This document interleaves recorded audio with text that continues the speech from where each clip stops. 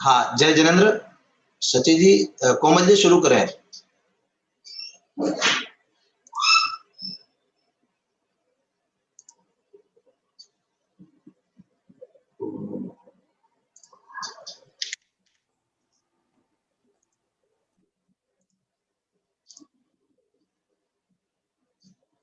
हाँ, शुरू कीजिए, आपको होस्ट है, करिए शुरू।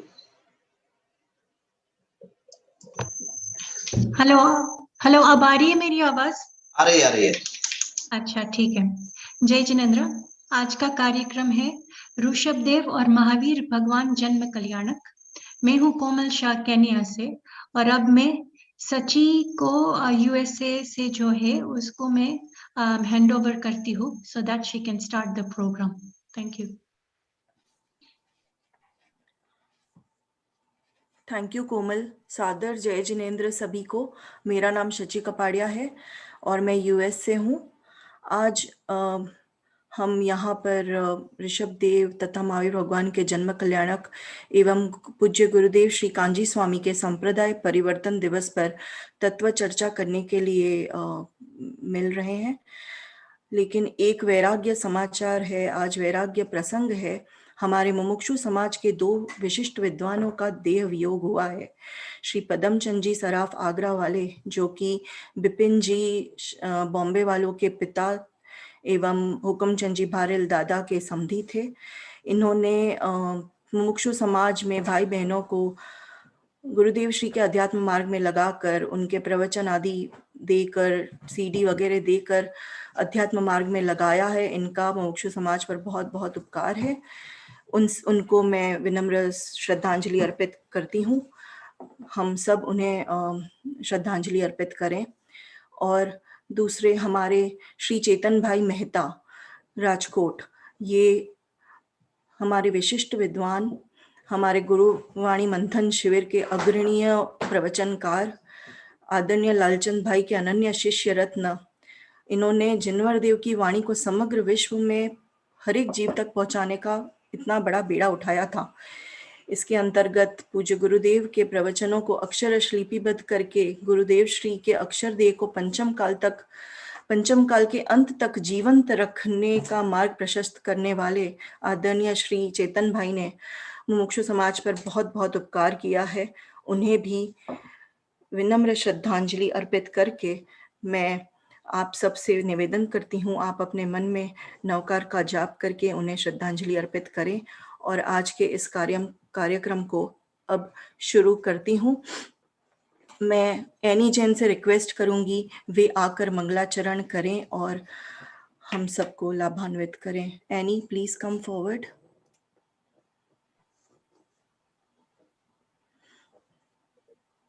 जिनेंद्र, मंगलाचरण के लिए सभी अपने हाथ जोड़ ले।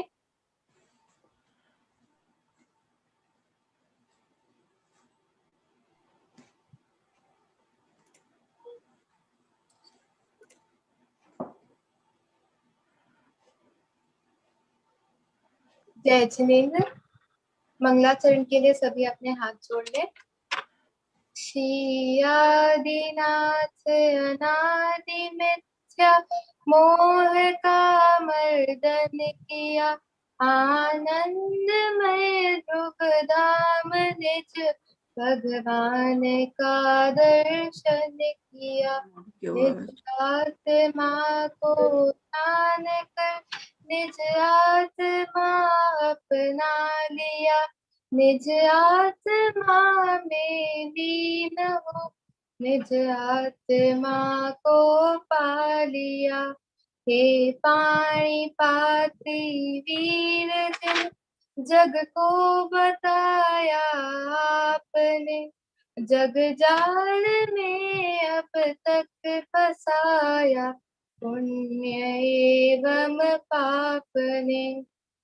पुण्य एवं पाप से है पार मग सुख शांति का, यह धर्म का है मरम, यह विस्फोट आत्म क्रांति का। धन्यवाद। जय हिंद। Thank you any.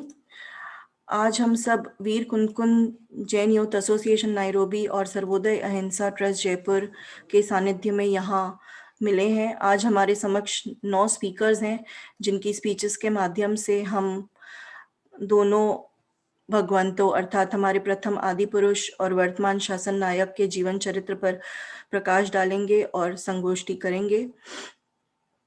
एवं हम सब के परम उपकारी करुणाकारी पूज्य गुरुदेव श्री कांजी स्वामी के सांप्रदाय परिवर्तन दिन के उपलक्ष्य में आदरणीय भाई साहब श्री संजय जी जेवर मेन स्पीकर के तौर पर उद्बोधन देने वाले थे, परंतु उनकी तबीयत शिथिल होने के कारण वो आज जुड़ नहीं पाए हैं। उनको हम गेट वेल सून विशेष भेजते हैं। आगे हमारे इस सभा के अध्यक्ष आदरणीय भाई साहब डॉक्टर संजीव जी गोधा, जो कि एक अंतर्राष्ट्रीय ख्याति प्राप्त विद्वान हैं और उनसे हम सब भली भांति परिचित हैं, वे सारी स्पीचेस का इवैल्यूएशन करेंगे और हमें गुरुदेव श्री के परिवर्तन दिवस पर विशिष्ट जानकारी ज्ञापित करेंगे। मैं ज़्यादा समय ना लेते हुए अब हमारे first speaker doctor Smita Jain UK में जो हैं उन्हें बुलाऊंगी। स्मिता जी का थोड़ा सा इंट्रोडक्शन। वे एक कंसल्टेंट गायनेकोलॉजिस्ट हैं और 25 सालों से यूके में रह रही हैं। वहाँ रहकर धर्म प्रभावना के कार्यों में सदैव आगे रहती हैं। आइए हम इनके और ये सनावत के हमारे जतीश जी भाई शास्त्री और राजकुमारी दीदी की नीस हैं। आइए इनसे हम राजा ऋषभ देव के जीवन वृत्त को जाने। आइए स्मिता जी।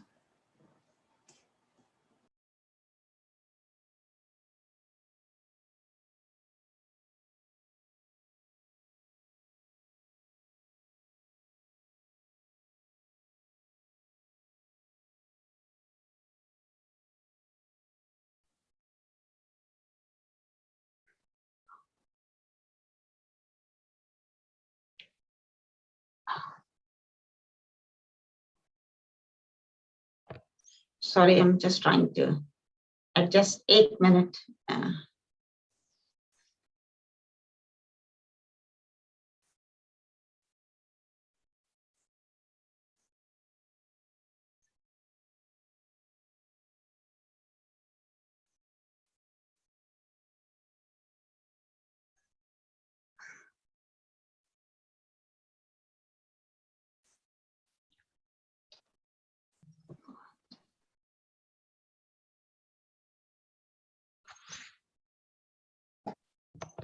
I think there's some confusion. I'll just have to get back again. Just a minute.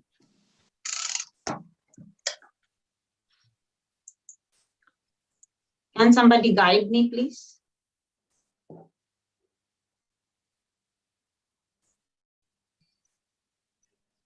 I'm unable to share it. You're looking for your file? Yes. Yeah. That's what I'm just trying to check. Minimize this over here. Yes. And then you can just click your file. I'm just trying to check because I'm not able to get that. Yeah, just a minute. Not this one. It's the other one. Oops.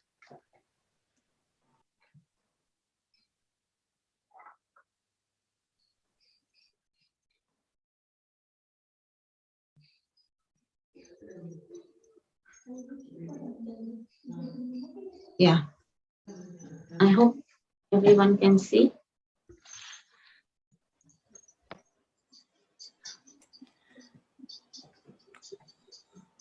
Are you able to see the screen? Yes. Smita जी बस अपना technical So sorry. Screen share कर रही हैं। हम सब थोड़ा patience रखते हैं। आइए स्मिता जी, आपकी स्क्रीन अब दिख रही है। All right. Thank you. Just a minute. I just have to get this off.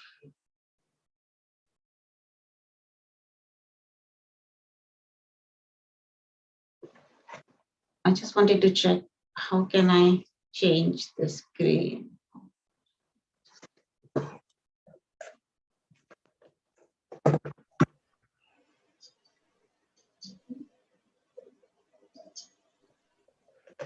जय जिनेंद्र, बोलिए ऋषभदेव की जय हो।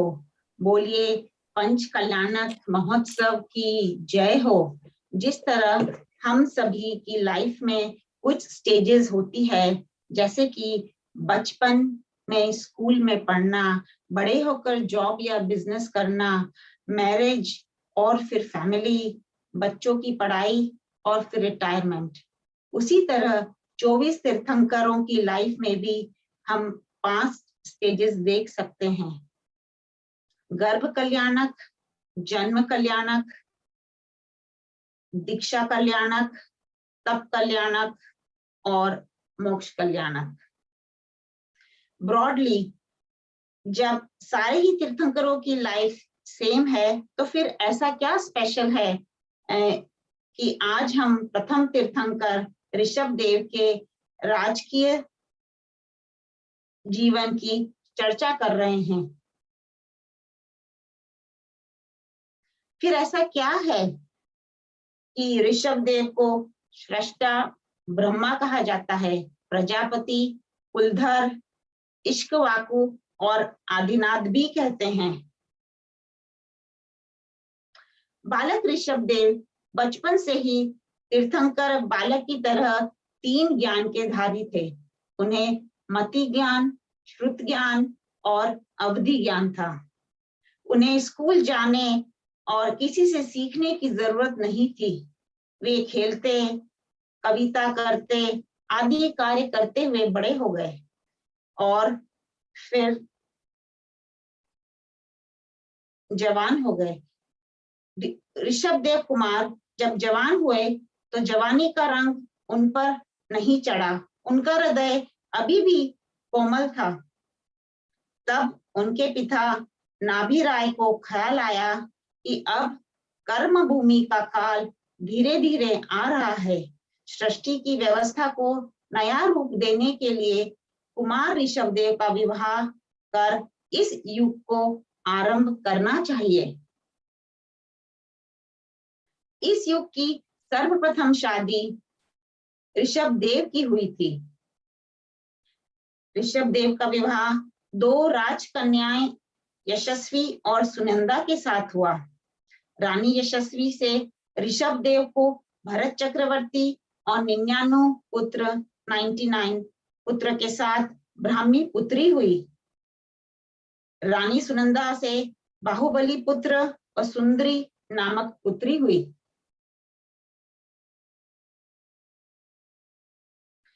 राजा ऋषभदेव इस युग के प्रथम पिता थे, जिन्होंने अपने बच्चों को लिखना, पढ़ना और अनेक कलाएं सिखाई। क्योंकि इसके पहले तो भोग भूमि थी, जहां पर कुछ लिखने पढ़ने की जरूरत नहीं होती थी। सभी बच्चों को उन्होंने वर्णमाला, दैट इज अल्फाबेट का ज्ञान दिया। ब्राह्मी को मैथ्स, सुंदरी को ग्रामर और राइटिंग स्किल्स सिखाई। अगर हम इंडियन फीमेल लिटरेसी रेट देखते हैं, तो उसमें भी जैन फीमेल्स का लिटरेसी रेट बहुत ज्यादा है। भरत को उन्होंने इकोनॉमिक्स, नाट्य शास्त्र सिखाया और वज्रसेन को म्यूजिक, पेंटिंग, हाउस कंस्ट्रक्शन वगैरह चीजें सिखाई। बाहुबली को धनुर्विद्या, आयुर्वेद और रत्न परीक्षा सिखाई। इस तरह उन्होंने अपने बच्चों के माध्यम से इस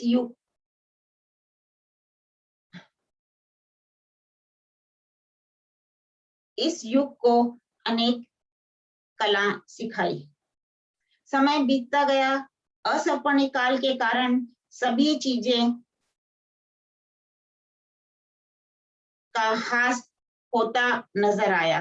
कल्पवृक्ष ने फल देना बंद कर दिया था। तब ऋषभदेव राजा ने असी, मसी, कृषि, शिल्प, वाणिज्य और विद्या, ये 6 कार्य प्रजा को उनकी रुचि और योग्यता अनुसार सिखाए, ताकि लोग अपनी आजीविका का पालन कर सकें। उन्होंने काशी, कलिंग, कर्नाटक, अंग, बंग, केरल, महाराष्ट्र, सौराष्ट्र आदि अनेक राज्य और नगर स्थापित किए। इन राज्यों में नदी, नहर, तालाब, वन, बगीचे आदि सबका निर्माण किया और इसी को आज हम नेशन एंड स्टेट डेवलपमेंट का काम कहते हैं। जैसे जैसे समय बीतता गया, काल के प्रभाव से लोगों को मन में कुटिलता आने लगी। द्रव्य, क्षेत्र, काल और भाव को देखते हुए दंड विधान बनाया गया और जिसे आज हम लॉ एंड ऑर्डर कहते हैं। आपने राज्य व्यवस्था सुचारू रूप से चले उसके लिए महामंडलिक का संगठन किया। इसमें 4000 राजाओं के ऊपर एक महामंडलिक और 4 महामंडलिक के ऊपर महामंडलेश्वर राज्य की देखभाल करेगा, ऐसा बनाया। जैसे आज के समय में जो ऑफिसेज में ऑर्गेनाइजेशन होता है वो इसी का मॉडल है। आपने इस सृष्टि की सुव्यवस्था करी, इसलिए आपको सृष्टा एवं ब्रह्मा कहते हैं। आपने प्रजा पालन के उपाय बताए, इसलिए आपको प्रजापति कहा जाता है। आपने अपने कुल का उद्धार किया, इसलिए आपको कुलधर कहते हैं। आप कश्यप अर्थात तेज के धारी हैं, इसलिए कश्यप कहलाते हैं। कृतयुग के प्रारंभ में आप सबसे पहले हुए, इसलिए आपका नाम आदिनाथ है। एक दिन राजा ऋषभदेव अपनी सभा में बैठे नीलांजना का नृत्य देख रहे थे। नृत्य करते करते नीलांजना की मृत्यु हो गई। रंग में भंग न पड़े, इसलिए इंद्र ने दूसरी अप्सरा खड़ी कर दी, पर ऋषभदेव से यह छुप न सका। संसार की क्षणभंगुरता व स्वार्थता देखकर आपको वैराग्य हो गया। आपने अपने पिता नाभिराय और माता मरुदेवी से आज्ञा लेकर मुनि दीक्षा के लिए वन में चले गए। आदिनाथ तीर्थंकर का जो कुटुंब था, उसमें ऋषभदेव प्रथम व्यक्ति थे जो मोक्ष गए। उसके बाद उनके कुटुंब से पिता, माता, पुत्र, बहू आदि सभी कुछ काल में मोक्ष चले गए। उनका पोता मारीची, जो महावीर भगवान का जीव हुआ, वह उस कुटुंब का मोक्ष जाने वाला आखिरी सदस्य था। हम भी भगवान आदिनाथ के बताए हुए मार्ग पर चलकर मोक्ष प्राप्त करें, ऐसी भावना है, कामना है। जय जिनेंद्र।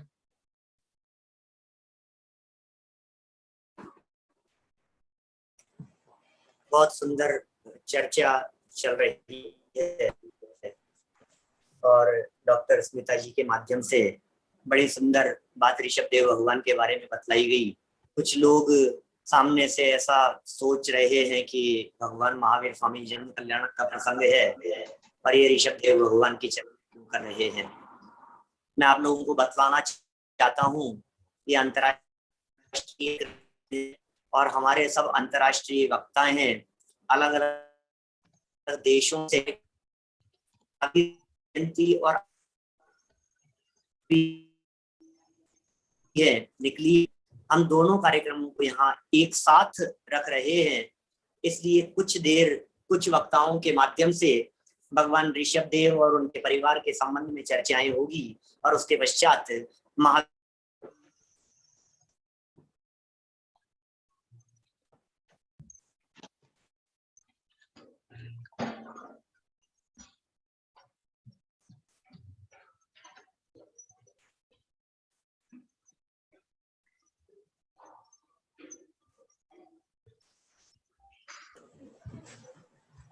शायद हाँ नेटवर्क प्रॉब्लम है शायद, तो अभी आप नेक्स्ट वक्ता को बुला लें।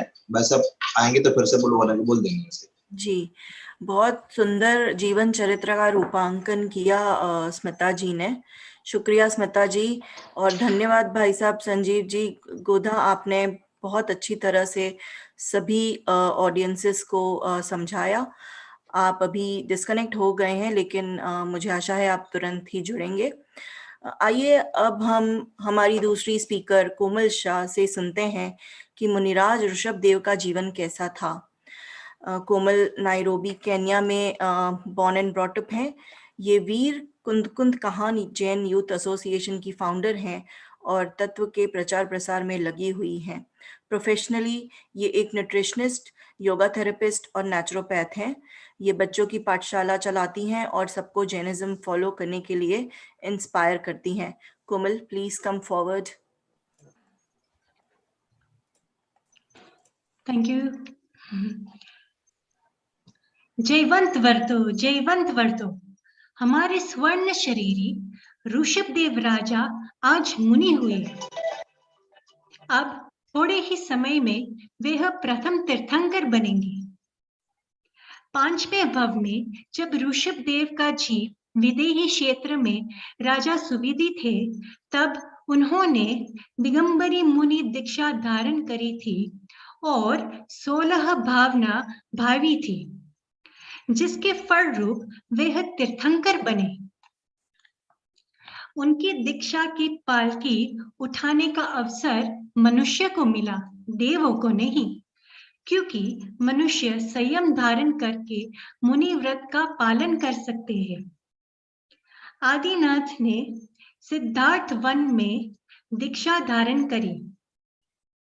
वह 3 कषाय के अभाव पूर्वक प्रचुर स्वसंवेदन निर्विकल्प दशा में रहने वाले थे।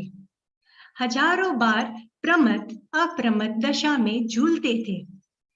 वह केवल ज्ञानी की तड़ेती पर खड़े थे और वह निर्ग्रंथ नग्न दशावंत थे।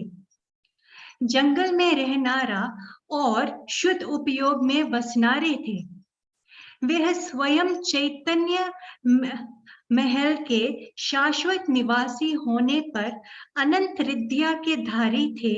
अनंत गुण खिलने पर नंद वंदन में कली कर रहे थे। आदिनाथ मुनि 3 गुप्ती के पालन करते थे। दीक्षा के बाद केवल ज्ञान तक मौन व्रत थे। उनके साथ 4000 राजाओं ने मुनि दीक्षा धारण करी। नग्न दिगंबर अवस्था दशा उन 4000 राजाओं ने धारण करी। लेकिन वह मुनि कैसा होता है उनसे अनजान थे और वे पालन नहीं कर पाए। वो फल और पान के वो सेवन करने लगे। और फिर एक दिन क्या हुआ कि तभी देवों द्वारा आकाशवाणी हुई और उनको मुनियों को दिगंबर दशा धारण करने के लिए छोड़ने को कहा, क्योंकि ये अनादर कर रहे थे मुनि दीक्षा की। भावलिंगी निर्ग्रंथ मुनिराज चलते फिरते सिद्ध भगवान है। नित्य आनंद के भोजन करनारा उग्र स्व संवेदन दशा वाले स्वरूप रमणता रूप चारित्र जिनके प्रकट किए हुए हैं।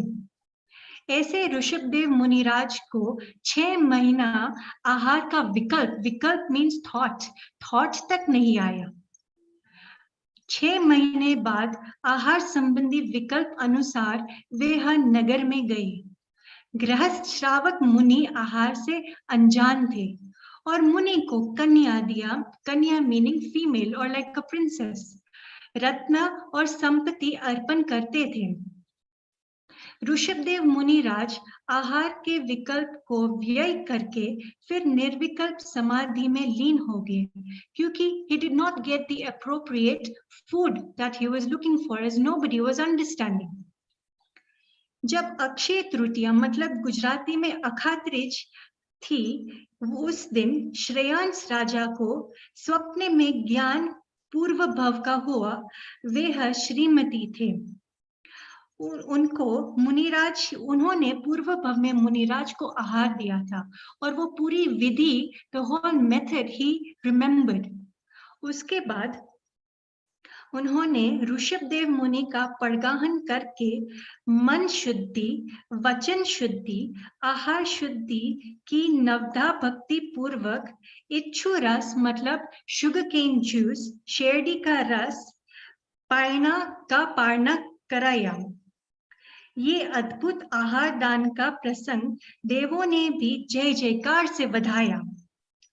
ये परंपरा से अक्षय तृतीया मतलब अखात्रिज का प्रसंग मनाने लगा और अंतराय रहित निर्दोष विधि मुनि आहार की विधि की शुरुआत हो गई।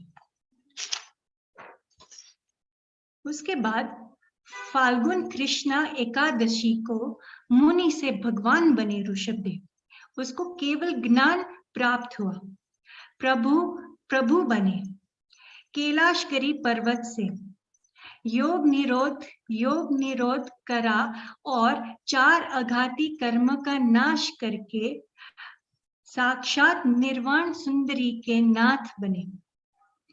इंद्र के आज्ञा से कुबेर ने अंतर मुहूर्त इन लेस देन 48 मिनट्स 12 योजन विस्तार वाले समवसरण की रचना कर दी, where men, women, monks, nuns, animals are all welcome to listen to Rishabhdev भगवान्स वाणी, ओम ध्वनि।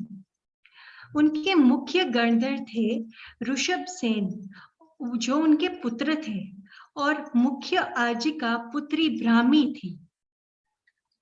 प्रभु का मोक्ष मार्ग कृष्ण चतुर्दशी को हुआ। उनका मेन मैसेज था आत्मा अनुभूति, क्योंकि आत्मा अनुभूति से सच्चा सुख प्राप्त होता है और सच्ची शांति प्राप्त होती है। आत्मा अनुभूति की विधि 24 तीर्थंकर की दिव्य ध्वनि द्वारा अनंत जीवों ने समझकर सम्यक दर्शन ज्ञान चारित्र रत्न त्रय को धारण किया और मोक्ष लक्ष्मी को पाए। ऐसे हमारे प्रथम तीर्थंकर ऋषभदेव भगवान की जय हो। धन्य है उनका जीवन, धन्य है उनकी मुनि दीक्षा, धन्य है उनकी साधना, वीतरागता और सर्वज्ञता, धन्य है। जय जिनेंद्र। अगर मेरी हिंदी में ग्रामेटिकल मिस्टेक्स हुई है, please forgive me. I did not mean to disrespect in any context.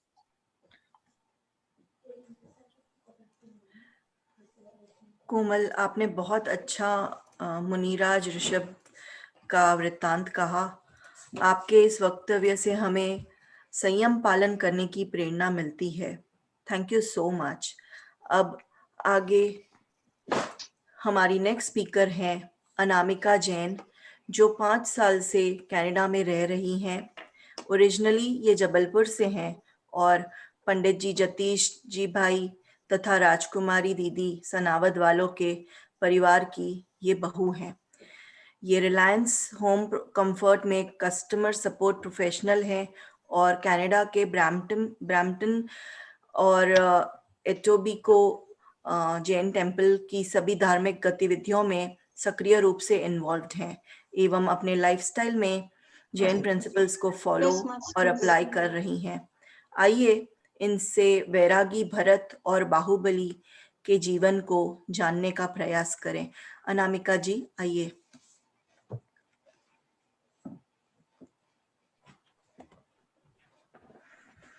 ओम नमः सिद्धेभ्य। सभी को सादर जय जिनेंद्र। आज का मेरा विषय है वैरागी भरत और बाहुबली। इन दोनों ही महापुरुष के जीवन कथा की प्रत्येक दशा प्रशंसनीय, अनुकरणीय व वैराग्यमयी है। दोनों ही राजा आदिनाथ के पुत्र व तद्भव मोक्षगामी थे। पिता झलक जो पुत्र में देखी, एक चक्रवर्ती तो एक कामदेव। राजा भरत चक्रवर्ती थे। उनकी दिनचर्या का वर्णन इस प्रकार आया है कि वे नित्य देव पूजा करके व मुनिराजों को आहार देकर भोजन ग्रहण करने में अपने को धन्य समझते थे। 6 खंड के राज्य पालन करते हुए भी वे आत्मानुभवी थे, अतएव राजा होकर भी योगी थे। भरत चक्रवर्ती की 96,000 रानियां थीं। वह 1200 पुत्र तद्भव मोक्षगामी थे। सारांश यह है कि भरतेश सत्ययुग के आदि महापुरुष थे, इसलिए इस देश को भारत कहते हैं। वहीं बाहुबली पोदनपुर के राजा व कामदेव थे। वे राजा भरत के छोटे भाई थे। वे अपने नाम के समान ही महावीर थे। कुछ वैराग्यमय प्रसंगों की चर्चा इस प्रकार आती है कि जब राजा भरत के दरबार में एक के बाद एक 3 शुभ समाचार आए कि तीर्थंकर ऋषभदेव को केवल ज्ञान प्राप्त हुआ है, आयुधशाला में चक्र रत्न प्रकट हुआ है और पुत्र रत्न की प्राप्ति हुई है, पूरा राज दरबार खुशी से झूम उठा। पर राजा भरत जल से भिन्न कमल की तरह अलिप्त ही बने रहे। जिस प्रकार चक्र रत्न की प्राप्ति को जगत बड़ा भाग्योदय समझता है, पर राजा भरत को उसमें क्षण मात्र भी रुचि ना थी, क्योंकि वे कहते हैं रुचि की प्रतिकूलताओं में सद्भाग्य भी दुर्भाग्यपूर्ण फलते हैं। सारांश, पर पर्यायों की क्रम नियमित परिणमन को कौन टाल सकता है, लेकिन क्रम से घटने वाली घटनाओं को स्वीकार करना ही हमारा कर्तव्य है। राजा बाहुबली के वैराग्य के बाह्य निमित्त में 3 युद्ध का वर्णन प्रथमानुयोग में आया है, दृष्टि युद्ध, जल युद्ध व मल युद्ध। पर इस प्रकार के युद्ध हुए ही नहीं। वास्तव में तो जो मोक्षगामी जीव होते हैं उनकी इस प्रकार की कषाय होती ही नहीं है। वे तो राग रहित अपनी आत्मा को देखना वही वैराग्य मानते हैं। एक प्रसंग बड़ा मार्मिक है जिससे मोक्षगामी जीवों के भाव किस प्रकार के होते हैं हमको पता चलता है। जब राजा भरत 6 खंड जीतकर विश्वाचल पर्वत पर अपना नाम लिखने गए तो उन्हें जगह ही नहीं मिली। किसी एक चक्रवर्ती का नाम मिटाकर उनको अपना नाम अंकित करना पड़ा। तब वे विचार करते हैं कि हे भरत, भरत नाम तो मिट भी सकता है, पर शुद्धात्म का नाम कभी नहीं मिट सकता। यह चक्रवर्ती पने में गौरव की भावना तो मिथ्यात्व ही है। भरत जी घर में ही वैरागी, ये तो सुख संपत्ति सब त्यागी। भरत जी घर में ही वैरागी। अतः राग रहित भावों से विरक्त होना ही वैराग्य है, और हम सभी की परिणति वैरागी भरत व बाहुबली जी जैसी वैराग्यमयी हो। इसी मंगल भावना के साथ मैं अपनी वाणी को यहीं विराम देती हूँ। जय जिनेंद्र। महावीर जन्म कल्याणक महोत्सव की जय हो। आदिनाथ भगवान जन्म कल्याणक की जय हो। अनामिका जी, आपका बहुत बहुत धन्यवाद। एक छोटी सी पंक्ति के द्वारा आपके कहे हुए वक्तव्य को विराम देना चाहूंगी। ऋषभ पिता जिनके भरत भ्रता, वे हैं बाहुबली भगवान, आपको वंदन बारंबार। अब हमारे नेक्स्ट स्पीकर हैं विवेक जैन, जो इंडिया में बॉम्बे से हैं। इन्होंने शास्त्री और जैन दर्शन में एमए किया है। ये मुंबई में रहते हुए वहाँ की जैन फैमिलीज को ऑनलाइन जैन पाठशाला पढ़ाते हैं। प्रोफेशनली ये एक बिजनेसमैन है। अब हम इनसे ब्राह्मी सुंदरी सती के चारित्र एवं कौशल के बारे में जानेंगे। आइए विवेक जी। सभी को सादर जय जिनेंद्र। आवाज आ रही है मेरी? हाँ, आ रही है। सभी को सादर जय जिनेंद्र। आज की इस तत्व चर्चा का विषय है, मेरा विषय है ब्राह्मी सुंदरी का चरित्र और उसकी विशेषताएं। तो जिस प्रकार प्रथम वक्ता ब्राह्मी और सुंदरी के जन्म के बारे में तो बता ही चुके हैं कि ये राजा ऋषभदेव की यशस्वती नाम की पत्नी से भरत चक्रवर्ती आदि 100 पुत्र जो चरम शरीरी थे और ब्राह्मी नामक उनकी पुत्री हुई थी, तथा जो सुनंदा नाम की पत्नी थी उनसे सुंदरी नाम की अत्यंत सुंदरी पुत्री उत्पन्न हुई थी।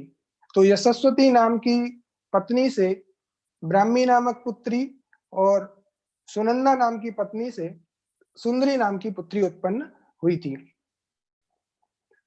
राजा ऋषभदेव ने अपने राजपुत्रों और पुत्रियों के लिए आभूषण बचपन में अनेक आभूषण बनवाए थे और उन आभूषणों का भी विशेष वर्णन महापुराण में विस्तृत रूप से दिया गया है। वो आभूषण उन सभी के ऊपर ऐसे शोभायमान होते थे कि जैसे चंद्रमा, सूर्य, चंद्रमा, तारा आदि ज्योतिषी देवों का समूह उन आभूषणों में समा गया हो, और उसमें ब्राह्मी नामक पुत्री दीप्ति के समान और सुंदरी नामक पुत्री चांदनी के समान शोभायमान होती थी। ये इनका विशिष्ट स्वरूप शास्त्रों में बताया ही गया है। ब्राह्मी और सुंदरी दोनों ही पुत्रियां अत्यंत सुंदर थीं। उनको देखकर ऐसा लगता था कि सुंदरता के विशेष लक्षणों को, सुंदरता के सभी लक्षणों को इकट्ठा करके एक साथ उनको बनाया गया हो। साक्षात दिव्य कन्याओं की तरह वो थी और लक्ष्मी और सरस्वती का अवतार ही थी मानो। इनकी विशेषताओं के बारे में हम शारीरिक और बौद्धिक और आत्मिक रूप से समझेंगे कि शारीरिक विशेषताएं क्या थी, बौद्धिक विशेषताएं उनके अंदर क्या थी और आत्मिक विशेषताएं क्या थी। शारीरिक रूप से तो हम समझ ही चुके हैं कि वो बहुत सुंदर थी, रूपवान थी। बौद्धिक रूप से वो बहुत ही बुद्धिमती थी। एक बार का कथानक आता है कि जब राजा ऋषभदेव अपनी सभा में सिंहासन पर बैठे हुए थे अपने राजपुत्रों के साथ और अपनी पुत्रियों के साथ जब वो क्रीड़ा कर रहे थे, तो उनने देखा कि हमारी पुत्रियां अभी उम्र में कम हैं, लेकिन कम उम्र में होने के बाद भी वो अत्यंत गंभीर हैं और विनयवान हैं। तो उनकी विनयशीलता को देख करके राजा ऋषभदेव ने उनको शिक्षा ग्रहण करने का निर्णय लिया, क्योंकि विद्यावान पुरुष पंडितों के द्वारा भी सम्मान को प्राप्त होता है और विद्यावती स्त्रियां संपूर्ण लोक में सर्वश्रेष्ठ पद को प्राप्त होती है। इससे हम देख सकते हैं, अभी एक बात और इसमें अपने को ख्याल में आती है कि स्त्री शिक्षा मात्र अभी आधुनिकता का कार्य नहीं है कि आधुनिक युग में स्त्री शिक्षा दी जा रही है। भगवान आदिनाथ के समय से ही स्त्री शिक्षा दी जाती रही है। भले ही ऐसा बीच में हुआ हो कि बाद में स्त्री शिक्षा ना दी गई हो, नारी शिक्षा नहीं दी गई हो, लेकिन ये उनकी पुनरावृत्ति ही है। पहले से ही स्त्री शिक्षा को महत्व दिया जाता रहा है। तो राजा ऋषभदेव ने दोनों को, मतलब ब्राह्मी और सुंदरी को बार बार आशीर्वाद देकर अकार आदि जो स्वर होते हैं और हकार आदि जो व्यंजन होते हैं, इस प्रकार वर्णमाला हिंदी में कही गई है, जिसको वर्ड्स अभी प्रथम वक्ता बता रहे थे कि वर्णमाला का ज्ञान, वर्णमाला को लिखने का उपदेश दिया, जिसको लिपि विद्या नाम दिया गया, तथा उनको इकाई दहाई आदि अंकों के माध्यम से उनको संख्याओं का, नंबर्स का ज्ञान कराया, जिसको अंक विद्या का नाम दिया गया था। और शास्त्रों में ऐसा कहा जाता है कि राजा ऋषभदेव ने दाहिने हाथ से वर्णमाला तथा बाएं हाथ से संख्याएं लिखी थी एक साथ। तथा उस समय राजा ऋषभदेव का एक मुख से निकला हुआ व्याकरण शास्त्र प्रचलित था। चूंकि उस समय लिपिबद्ध तो शास्त्र हुए नहीं थे, लेकिन राजा ऋषभदेव के मुख से निकला हुआ व्याकरण शास्त्र था, जिसमें करीब करीब 100 अध्याय थे और उसमें व्याकरण शास्त्र, अलंकार इत्यादि सिद्ध मात्री का वर्णन था, जिसका मंगलाचरण नमा सिद्धेभ्या था, जिसमें उन्होंने अकार, आकार आदिक स्वर, हकार आदिक व्यंजन, विसर्ग, अनुस्वार इत्यादि का विशेष रूप से वर्णन किया और उसको ब्राह्मी, जो बुद्धिमती ब्राह्मी थी, उनने उसको विशेष रूप से ग्रहण किया और ब्राह्मी ने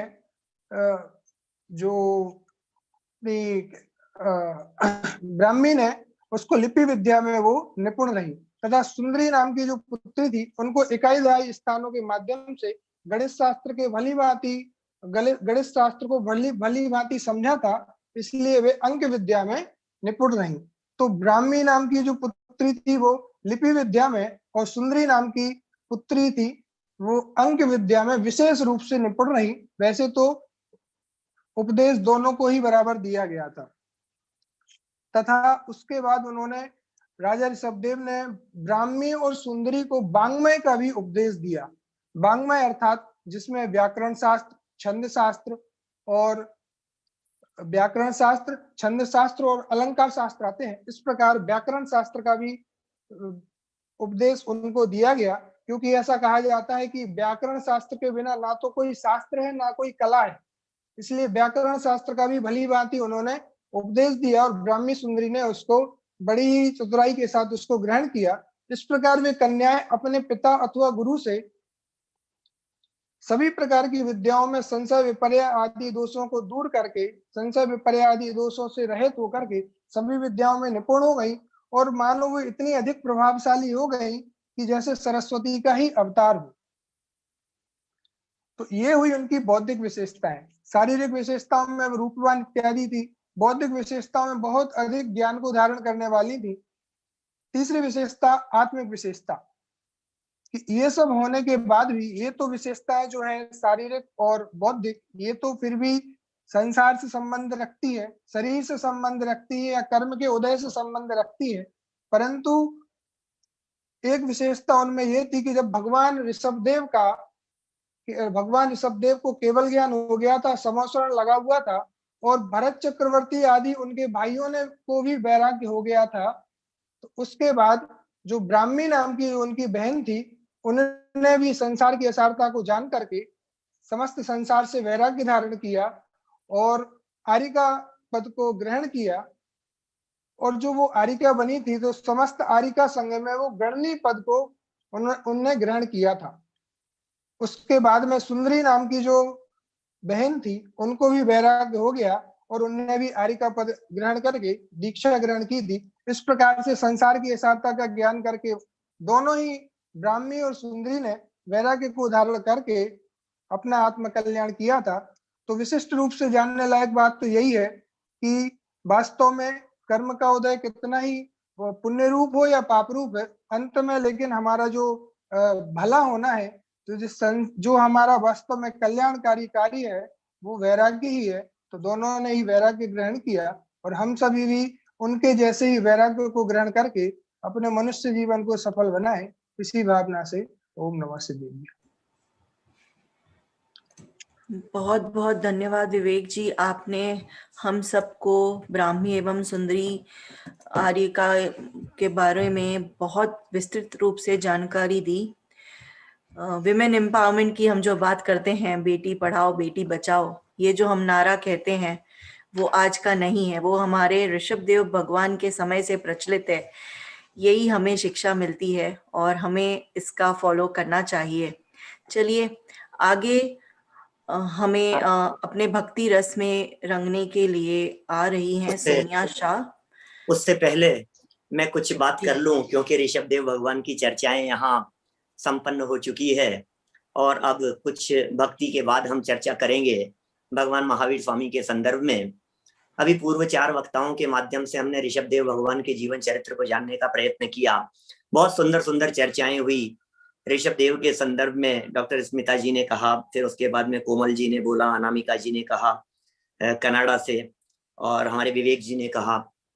तो मैं सभी को लेते हुए कुछ बातें कहना चाह रहा हूँ, जो कुछ बातें छूट गई है, कुछ रिपीट भी होंगी, कुछ नई भी होंगी, कुछ और जो मुझे कहना है भगवान ऋषभदेव के संदर्भ में।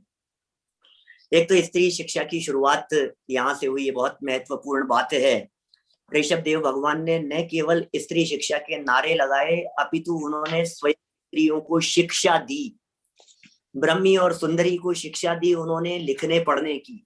मैंने देखिए आप, बेटों को पढ़ाया नहीं, बेटियों को पढ़ाया।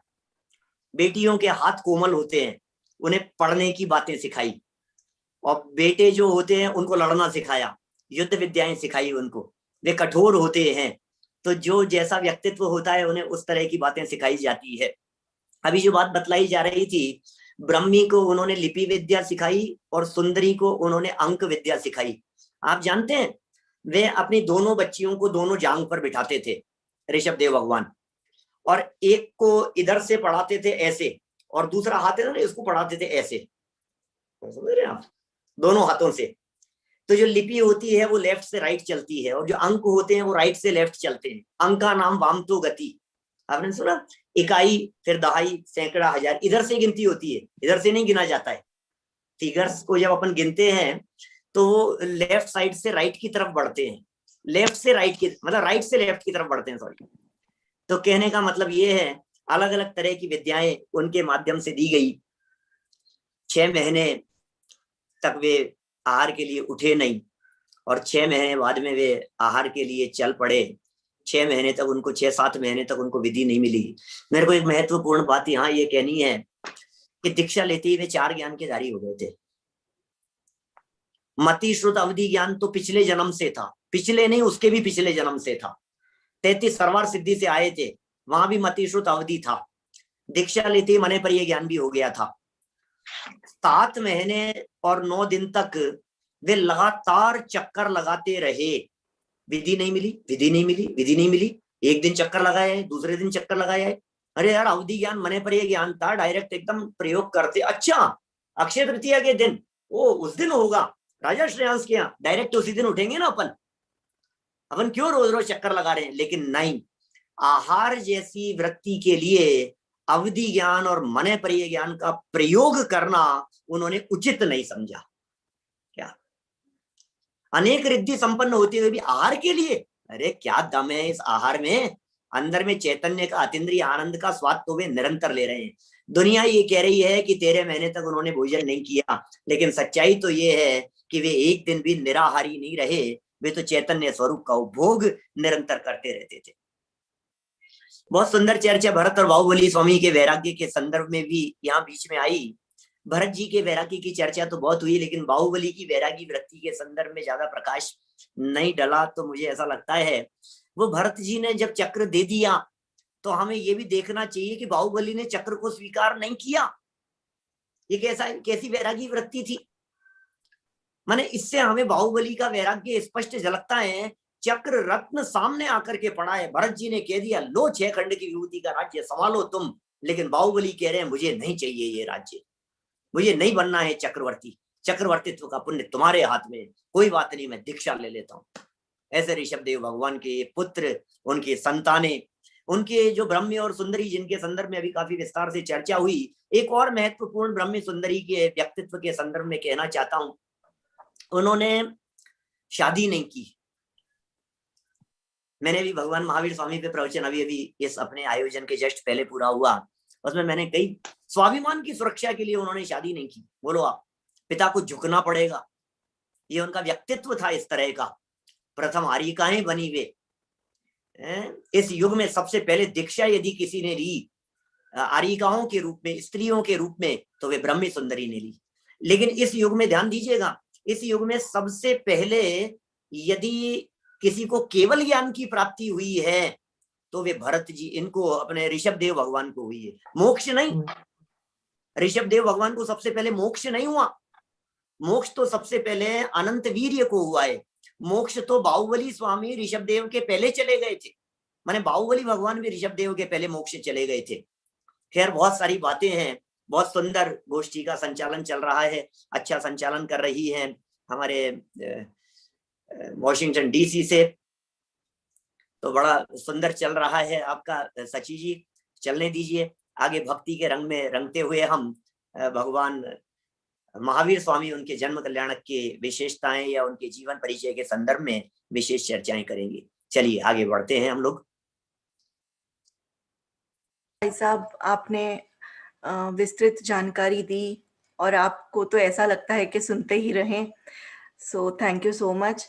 आगे हम सोनिया जी को बुलाते हैं। सोनिया 10th ग्रेड की स्टूडेंट हैं और इन्हें गायन में अत्यधिक रुचि है।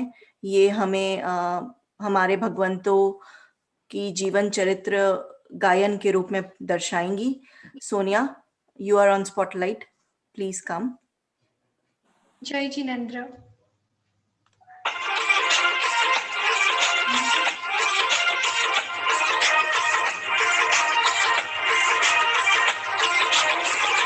कभी वीर बन के महावीर बन के चले आना, अंतर में बस जाना। कभी वीर बन के महावीर बन के चले आना, अंतर में बस जाना।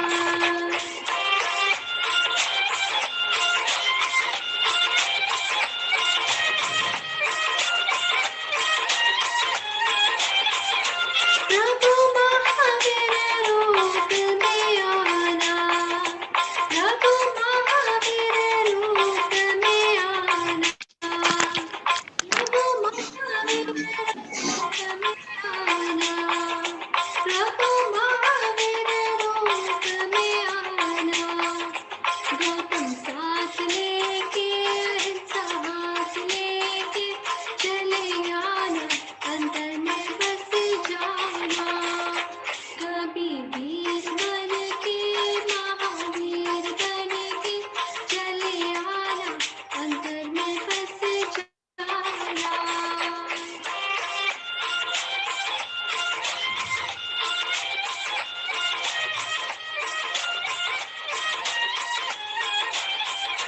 प्रभु ऋषभ रूप में आना, आदिनाथ के रूप में आना, प्रभु ऋषभ रूप में आना, आदिनाथ के रूप में आना। मरुदन साथ लेके ब्राह्मण साथ लेके चले आना, अंतर में बस जाना। कभी वीर बन के महावीर बन के चले आना, अंतर में बस जाना।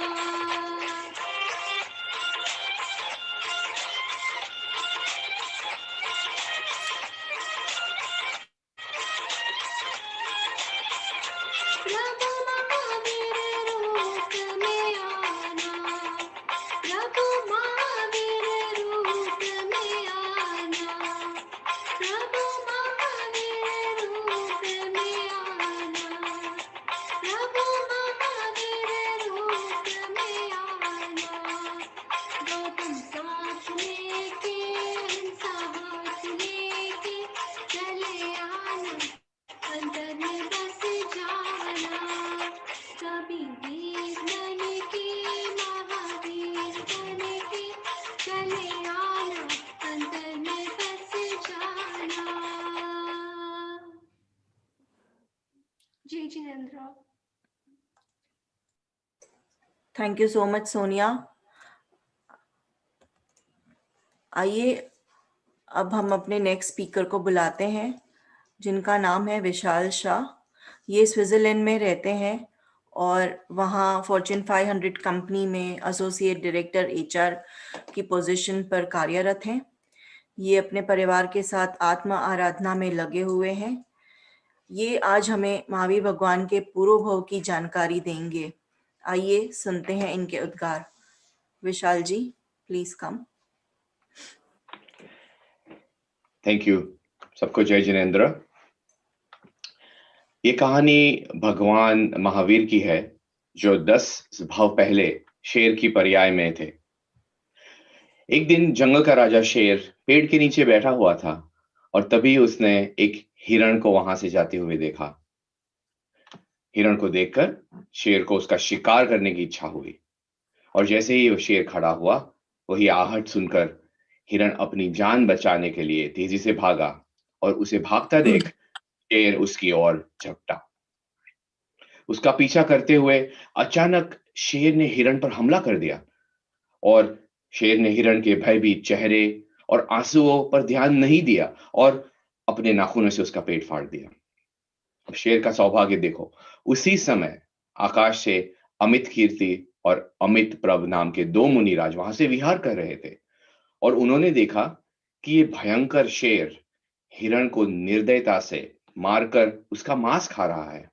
और वो दोनों मुनिराज नीचे उतरकर शेर के पास आ गए। उन मुनिराजों का अत्यंत शांत मुद्रा देखकर शेर आश्चर्य से उन्हें देखने लगा और मांस भी खाना बंद कर दिया। मुनिराज ने शेर का सुंदर भविष्य जानकर उसे उपदेश दिया और उसे कहा, हे मृगराज, तुम ये क्या कर रहे हो? तुम तो निकट भव्य जीव हो। अब तुम्हारा जन्म मरण का अंत निकट आ गया है। मोक्ष तुम्हारी प्रतीक्षा कर रहा है। 10 भव के बाद तुम भरत क्षेत्र में तीर्थंकर महावीर बनने वाले हो और तुम्हें यह कार्य शोभा नहीं देता। और ऐसे लग रहा था कि शेर को मुनिराज की वाणी समझ रही थी और उनका उपदेश सुनकर शेर की आंखों से आंसू बहने लगे। उनकी मधुर वाणी सुनकर शेर ने मन में प्रायश्चित किया और सोचा, आज मेरा परम सौभाग्य है जो ऐसे मुनिराजों के दर्शन और वाणी का लाभ मिला। ये ही मेरे हितैषी है। और उसने अपने आत्मस्वरूप का विचार किया और उस शेर को सम्यक दर्शन हो गया। शेर ने अहिंसा का मार्ग लेकर मांस भी खाना बंद कर दिया और इसी भोजन ना मिलने से उसका शरीर कमजोर हो गया।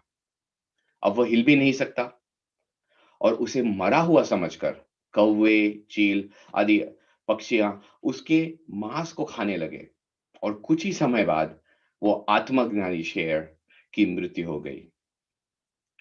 वह शेर सौधर्म स्वर्ग में सिंह के तुल्य हुआ और इसके 9 भव के बाद वह शेर का जीव भारत क्षेत्र में अंतिम तीर्थंकर भगवान महावीर हुआ। सो ये कहानी का नैतिक यह है कि एक पशु भी आत्मज्ञान के बल पर भगवान बन सकता है और यह प्रोत्साहन हमें प्रोत्साहन देता है कि हमें भी आत्म कल्याण करना चाहिए। जय जिनेंद्र। थैंक यू विशाल जी, आपने हमें महावीर भगवान के पूर्व भव की जानकारी दी। आइए आगे चलते हुए हमारी नेक्स्ट स्पीकर ख्याति संघवी को बुलाना चाहूँगी, जो ओरिजिनली देवलाली से हैं और पिछले 5 साल से दुबई में एज एन ऑक्यूपेशनल थेरेपिस्ट काम कर रही हैं। वे आज महावीर जन्म कल्याणक उत्सव पर अपना वक्तव्य सुनाएंगी। चलिए हम सब ख्याति के साथ 2620 वर्ष पीछे जाकर कुंडलपुर के नंदवृत्त महल में बालक वर्धमान का जन्मोत्सव मनाते हैं। आइए ख्याति जी।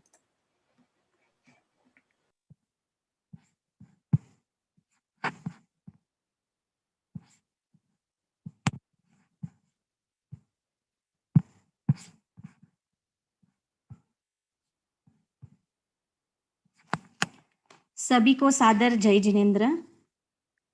आत्मा को धन्य करने, समकित को उज्जवल करने, बाल तीर्थंकर के दर्शन करने चलो चले वैशाली नगरी। जन्म तो सभी संसारी जीवों का होता है, लेकिन जन्म कल्याणक तो सिर्फ तीर्थंकर का ही मनाते हैं, क्योंकि तीर्थंकर दोबारा जन्म नहीं लेते। भगवान महावीर का जन्म जैसे कि भारत भूमि के जीवों के कल्याण के लिए हुआ हो और हजारों देव द्वारा महोत्सव मनाया गया। चैत्र सुद 13 के दिन पिता राजा सिद्धार्थ और त्रिशला माता के यहाँ वीर प्रभु का वैशाली कुंड ग्राम में जन्म हुआ। जन्म होते ही दिव्य पुष्प वृष्टि हुई और तीनों लोक में उस समय थोड़े ही समय के लिए सभी जीवों के शांत परिणाम हुए। सभी जीव आनंद से झूम उठे। नारकी जीवों को उस समय साता उत्पन्न हुई। माता त्रिशला को तो त्रिलोक पूज्य पुत्र को प्राप्त कर चित्त अनेरा आनंद से तृप्त हुआ। वे तो अपने पुत्र को के रूप को निरखते हुए हर्ष में मशगूल हुई। राजा सिद्धार्थ भी धर्म तीर्थ को उद्योत करनार, मोह के ऊपर विजय करनार पुत्र प्राप्ति कर अपने को धन्य धन्य मानने लगे। राजा सिद्धार्थ को अति हर्ष हुआ और उन्होंने राज्य में चारों ओर दान देकर जन्म उत्सव मनाया। बाल वर्धमान जन्म से ही साहिक संकीर्ति के साथ सम्यक मतिश्रुत और अवधि ज्ञानी थे। जन्म होने के पहले 6 माह तक रत्नों की वर्षा हुई थी। एक ओर हजारों देव वैशाली नगरी के जीवों में आनंद और हर्ष छाया था, तभी दूसरी ओर बाल वर्धमान तो अपने ज्ञान चेतना में मस्त थे। जन्म से ही शरीर पे पुण्य जनित शरीराश्रित 10 अतिशयता तथा 1008 उत्तम लक्षण थे, जैसे सर्वांग सुंदर देह, सफेद दूध जैसा लहू, शरीर मल मूत्र रहित, व्रजनाराज सहनन, सुगंधी श्वास, अतिशय बल, दाएं पैर पे केसरी सिंह को चिन्ह। लेकिन बाल तीर्थंकर को तो जन्म से ही सम्यक दर्शन ज्ञान रूप चैतन्य भावों की ही नहीं अतिशयकता थी। वे धर्मजनित और आत्मश्रित थे और वही उनकी सच्ची अतिशयकता थी। बाल वर्धमान को जन्मोत्सव मनाने ऐरावत हाथी पर बैठकर स्फटिक चंद्रमा से भी उज्जवल सफेद पांडुक शिला, मेरू पर्वत पर झील सागर, समुद्र से लाए जल से 1008 कलश से बाल वर्धमान का जन्म अभिषेक अत्यंत भाव से देवों द्वारा किया गया। बोलो बाल वर्धमान जन्म कल्याण की जय हो। सची इंद्राणी को बाल तीर्थंकर को स्पर्श कर चैतन्य की कोई अद्भुतता का अनुभव हुआ। आहा, वह अपने को धन्य मानने लगी। अब स्त्री पर्याय छेद कर मोक्ष की प्राप्ति होगी। यह आत्मिक चिंतन करते हुए इंद्राणी ने बाल तीर्थंकर को इंद्र के हाथ में दिया। इंद्र भी बाल तीर्थंकर के रूप देखकर आश्चर्यचकित हुए और अपने 1000 नेत्र से बाल तीर्थंकर को निहारने लगे, जैसे मोक्ष अभिलाषी जीव अतीन्द्रिय ज्ञान के किरणों से आत्मा का सुंदर रूप को देखते हैं। इंद्र यहाँ बताना चाहते थे कि मेरे हजारों नेत्र जिसके बाह्य रूप को देखने के लिए कम पड़ते हैं, उनके अंतरंग रूप की क्या महिमा होगी, क्या बात होगी। सभी देवों आनंद से झूम उठे। प्रत्येक अभिषेक अवसर पर कोई नया आनंद देवों को अनुभव की हुआ। सभी देवों भक्ति से नाच उठे। तब पृथ्वी पर मुनिवर चैतन्य की अगाध महिमा के चिंतन करते करते ध्यान मग्न हुए। निर्विकल्प भक्ति और सर्विकल्प भक्ति का संगम हुआ। इंद्र और सचिंद्र ने सुंदर वस्त्र तथा आभूषण से बाल वीर प्रभु को सजाकर त्रिशला माता के गोद में रखते हैं। अति हर्ष से सौधर्म इंद्र अत्यंत आनंद और खुशी से तांडव नृत्य कर अपनी भक्ति हर्ष प्रभु के प्रति व्यक्त करते हैं। ऐसे आत्म साधक आत्मा की पहचान बाह्य नेत्र से नहीं बल्कि अतीन्द्रिय ज्ञान से होती है। जन्म कल्याणक सिर्फ इंद्रिय ज्ञान से प्रभु को देखना नहीं है बल्कि अतीन्द्रिय ज्ञान से पहचानना है। इसलिए प्रभु के कल्याणक के साथ हमारा कल्याणक भी होगा। सम्यक दर्शन आदि कल्याणकारी भावों की प्राप्ति होगी। ऐसी मंगल भावना से सभी को आदर सादर जय जिनेंद्र। जल्दी आओ, आइए हम सब एक बार साथ मिलकर जयकारा लगा।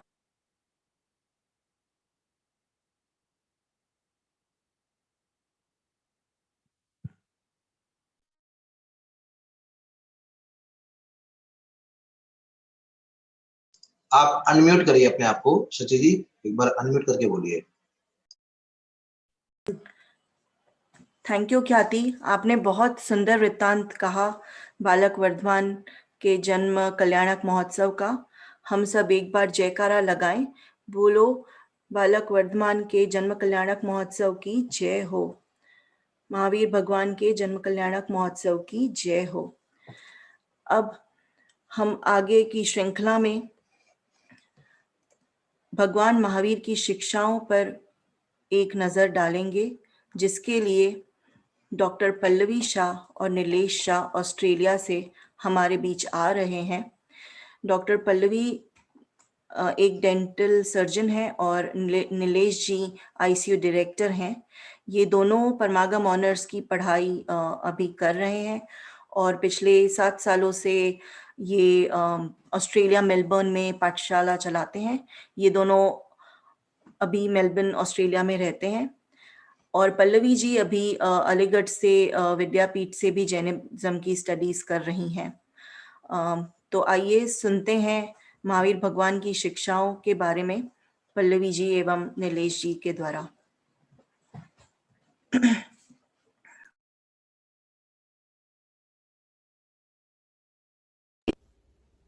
बसवीत राग विज्ञान ही जिनके कथन का सार है, उन सर्वदर्शी सन्मति को वंदना शतबार है।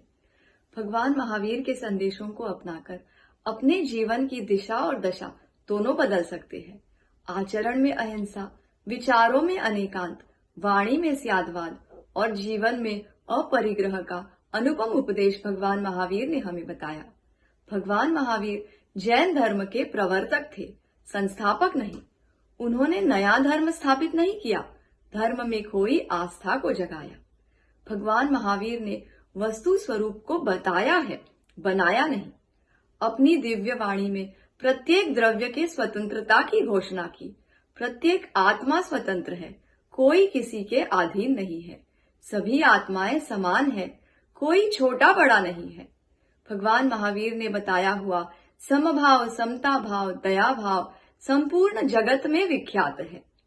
भगवान ने बताया प्रत्येक कण ही स्वाधीन है, अणु अणु स्वयं में लीन है। एक द्रव्य दूसरे द्रव्य का रंच मात्र भी करता धरता नहीं है।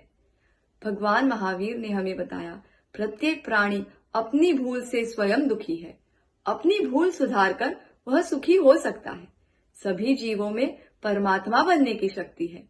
यदि सही दिशा में पुरुषार्थ करे तो प्रत्येक आत्मा परमात्मा बन सकता है। महावीर ने हमें भगवान बनने की कला सिखाई। जो 5 इंद्रिय और मन को वश में करते हैं वे जिन कहलाते हैं। भगवान बनने की विधि पर को जीतना नहीं, अपने अंतरंग के विकारों को जीतना है। अपने मोह राग द्वेष रूपी शत्रु को जीतना है। आत्मनियंत्रण ही अहिंसा है। संतप्त मानस शांत हो जिनके गुणों के गान में, वे वर्धमान महान जिन विचरे हमारे ध्यान में। कर्तृत्व के अहंकार और अपनत्व के ममकार से दूर रहकर स्वपर को समग्र रूप से जानने की वह भेद विज्ञान की कला भगवान महावीर ने हमें सिखाई। जो समस्त जगत को जानकर उससे पूर्ण अलिप्त अप्रभावी रह सके, महावीर के अनुसार वही भगवान है।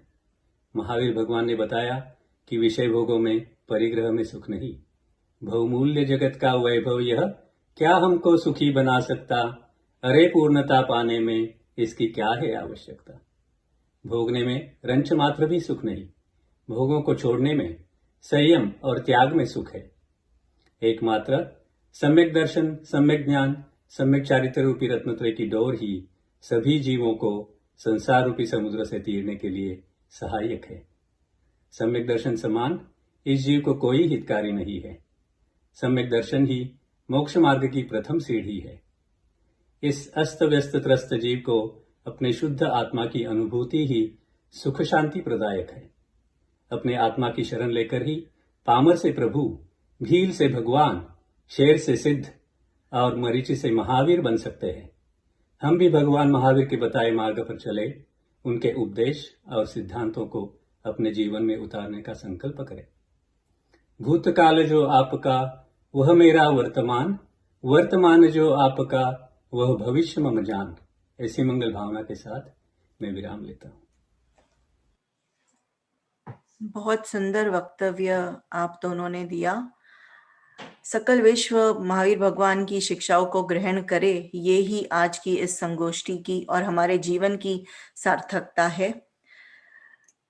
आगे इस श्रृंखला को आगे बढ़ाते हुए मैं बुलाना चाहूंगी हमारे नेक्स्ट स्पीकर राहुल और परिंदा जैन को, जो हमारे साथ न्यूजीलैंड से जुड़े हुए हैं। राहुल जी टेलीकम्युनिकेशन इंडस्ट्री में सेल्स प्रोफेशनल हैं और परिंदा जी बैंकिंग एनालिस्ट हैं। आइए उनके साथ राजा श्रीनिक की राजगृही नगरी के विपुलाचल पर्वत पर वीर प्रभु के समो शरण में चलते हैं, जहां प्रभु की दिव्य ध्वनि में राजा श्रीनिक की शंकाओं का समाधान आया है।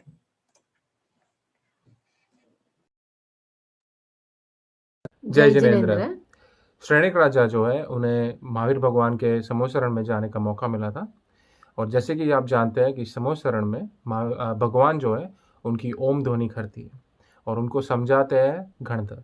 और महावीर भगवान के गणधर जो थे, कई गणधर थे, उसमें से एक गौतम स्वामी थे। और वैसे तो श्रेणिक राजा ने के जीव ने कुछ 60,000 क्वेश्चंस पूछे थे, उसमें से कुछ प्रश्नों का हमें आपको प्रस्तुत करेंगे।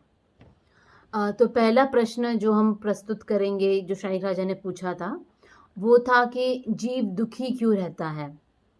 इसका जवाब ये मिला, जीव अपने कर्मों से दुखी नहीं रहता है, वो अपने विकारी भाव से दुखी रहता है। इसका ये मतलब है कि जैसे जीव राग और द्वेष करता है, उससे वो अच्छा या बुरा सोचता है और ये सोच के वजह से वो जीव दुखी रहता है। ये जवाब मिलने पर दूसरा सवाल जो श्रेणिक राजा के मन में आया और उन्होंने पूछा, वो था कि जीव सुखी कैसे हो सकता है। तो इसका जवाब ये दिया कि जीव मात्र एक चीज से खुश हो सकता है, जब वो तीनों सम्यक दर्शन, सम्यक ज्ञान और सम्यक चारित्र की प्राप्ति कर लेते हैं। तो ये प्राप्ति, तीन सम्यक दर्शन, सम्यक ज्ञान और सम्यक चारित्र की प्राप्ति कैसे हो सकती है। इसका जवाब ये है कि जब वीतराग भगवान के कहे हुए 7 तत्व है, उसमें से मैं जीव पदार्थ हूँ, वैसी ये श्रद्धा रखने पर, उसका ज्ञान कर लेने पर और उसमें लीन होने पे, और जो बाहरी है, जो शरीर अपना है, उसका वैराग्य पद ग्रहण करने पर, उसका मतलब अपना मुनि बनने पे, मुनि दशा लेने पे हमें सम्यक दर्शन, सम्यक ज्ञान और सम्यक चारित्र तीनों की प्राप्ति हो सकती है और जीव ये प्राप्ति के बाद ही सुखी हो सकता है। इसके बाद प्रश्न जो आया, श्रेणिक राजा ने पूछा था कि प्रभु मैं भवी हूँ या अभवी हूँ। तो इसका उनको जवाब मिला कि तुम जो हो वो निकट भवी हो। उनका श्रेणिक राजा का जो जीव था, वो वहाँ से जाने के बाद वो उनका पहले नरक गति की पहले नरक की गति उनको प्राप्त होने वाली थी और वहाँ से उनका जीव जो है वो तीर्थंकर बनने वाला था। तो इससे एक इंटरेस्टिंग फैक्ट जो आया था कि महावीर भगवान के समूह शरण में हाल ही में 2 तीर्थंकर के जीव थे। एक तो वर्तमान जो महावीर भगवान थे और एक भावी जो श्रेणिक राजा का जीव था। और आखिरी प्रश्न जो है हम जो प्रस्तुत करेंगे वो है, श्रेणिक राजा जाने के वहाँ थे तो उन्होंने एक देव देखा जिनके सिर पे एक मेंढक का चिन्ह था और उन्होंने पूछा ये कौन है। तो इसका जवाब उनको मिला कि उन्हीं के राज्य में एक सेठ थे जो भगवान के बहुत आराधक थे और उनकी मौत होने पे वो उन्हें मेंढक बने थे, गति प्राप्त हुई थी। और वहाँ क्योंकि सारे ही समूह शरण में जा रहे थे और उनकी भी काफ़ी तीव्र इच्छा थी, तो जाते हुए उनकी जो है वो श्रेणिक राजा के ही हाथी के पैरों के नीचे दबने से उनकी मौत हो गई थी। तो वहाँ से उनको जो है वो स्वर्ग के देव की गति मिली थी और इनफैक्ट श्रेणिक राजा के समूह शरण पहुँचने के पहले ही वो देव जो है वो वहाँ पे आ गए थे। तो इनफैक्ट वो उनका जीव जो है वो श्रेणिक राजा से पहले वहाँ पहुँच गया था। तो ये थे 4 प्रश्न।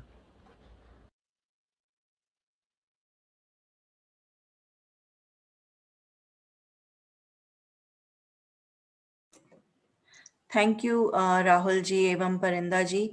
हम सबको परोक्ष रूप से आपने समूह शरण के दर्शन कराए, इसके लिए आपका बहुत बहुत धन्यवाद।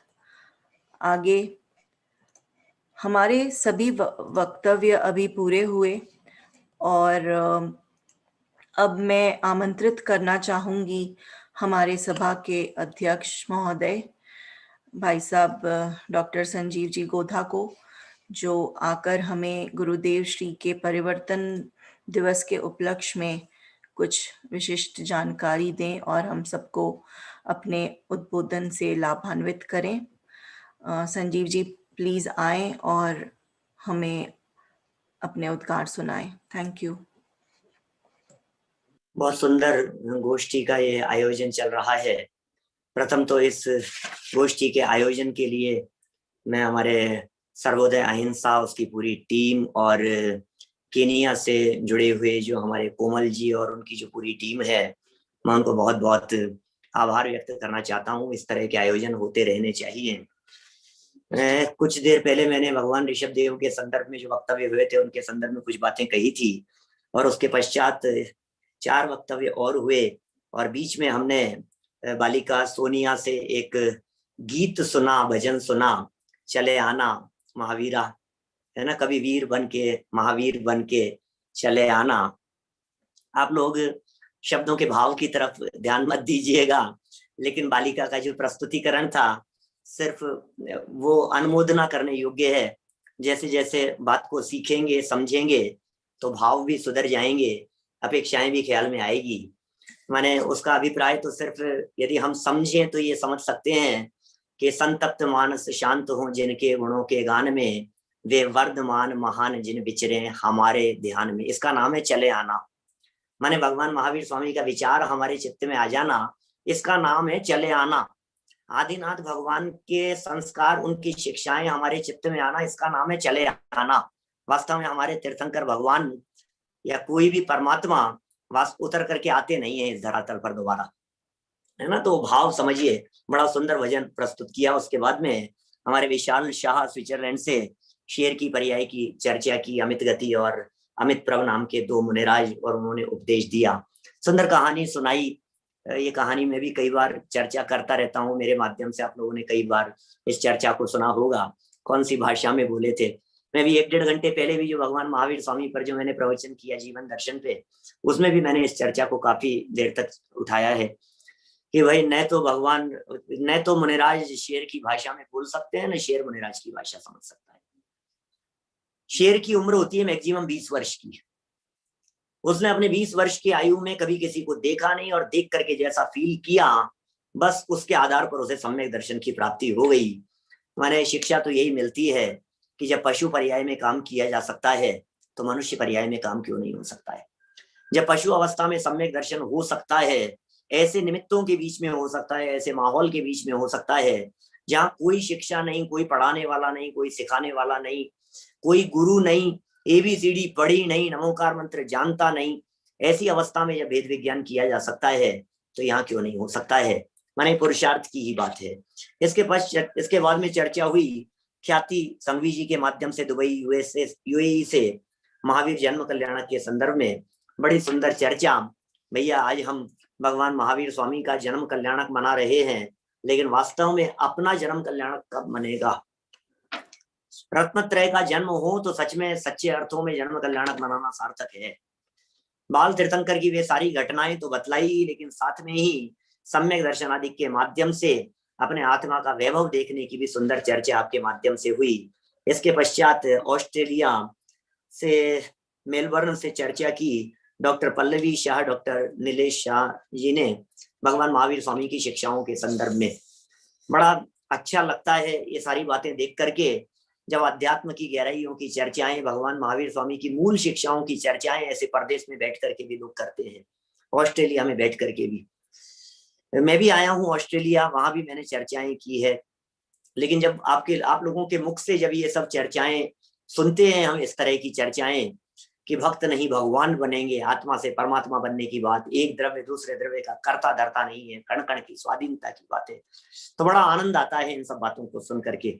और अंतिम वक्ता के रूप में हमारे सामने थे राहुल जैन, परिंदा जैन, जो कि न्यूजीलैंड से थे, और उन्होंने जो चर्चा की, श्रेणिक महाराज ने जो प्रश्न किए भगवान महावीर स्वामी से, 4 प्रश्न उन्होंने बतलाए।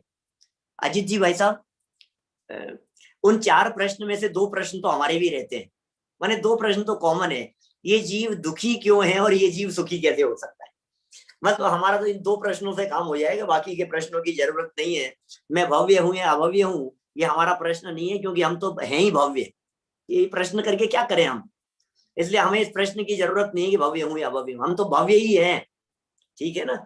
और उस प्रश्न का भी हमें क्या करना है कि मेंढक का जीव कहाँ से आया है, लेकिन दो महत्वपूर्ण प्रश्नों की चर्चा बड़ी सुंदर हुई कि ये जीव दुखी क्यों हैं, और मार्मिक जवाब, ये जीव कर्म से दुखी नहीं है। बहुत सुंदर जवाब, कर्म से दुखी नहीं है। सारी दुनिया ये कहती है सबके अपने अपने कर्म हैं भाई साहब, लेकिन कर्म से दुखी नहीं है तो किससे है कि अपने राग द्वेष से दुखी है। ये जवाब भगवान महावीर स्वामी ने दिव्य ध्वनि में वहां दिया राजा श्रेणिक को। मैं इसको दूसरे शब्दों में कहूं तो ऐसा कह सकता हूं, जीव द्रव्य कर्म के उदय से दुखी नहीं है, भाव कर्म से दुखी है। माने पर द्रव्य इसके दुख का कारण नहीं है, अपना ही विकार, अपनी ही विकारी वृत्ति इस जीव के दुख का कारण है। और सुखी कैसे हो तो रत्नत्रय ही एकमात्र इसके सुख का कारण है। सम्यक दर्शन, सम्यक ज्ञान और सम्यक चारित्र की प्राप्ति ही एकमात्र सुख का कारण है। आज तो एक महामांगलिक प्रसंग और भगवान महावीर स्वामी के जन्म दिवस के साथ साथ एक प्रकार से हम ये कह सकते हैं कि गुरुदेव श्री का दिगंबर परंपरा में जन्म हुआ था। ये दिन चुना गुरुदेव श्री ने अपने परिवर्तन के लिए।